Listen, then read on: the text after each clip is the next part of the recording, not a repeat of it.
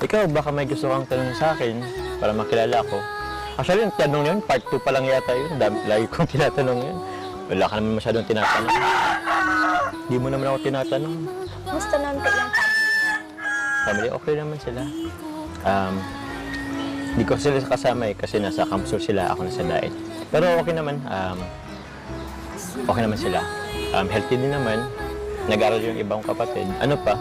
Wala ka po bang asawa o girlfriend? Sa ngayon wala eh.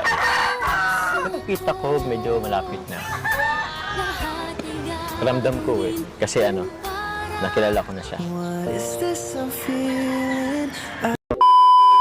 So ito na ang unang tanong, bro. Ayoko nang magpaligoy-ligoy pa eh. Gusto ko nang malaman ka agad. Grabe bro. Parang kinabahan agad ako rin.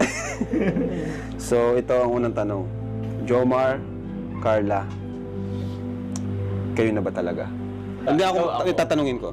Carla, gusto ko ng honest na sagot. Kayo na ba ni Jomar?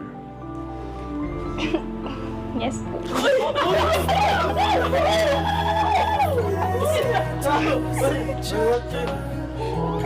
Sa wakas! Napaamin din! Wala na, tapos na ang vlog. Tapos na ang Jomcar. Wala na, uwian na.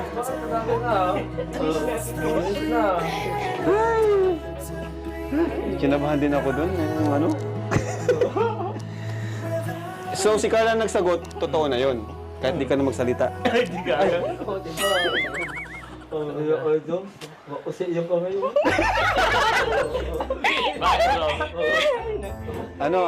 Arjun, sana all na lang.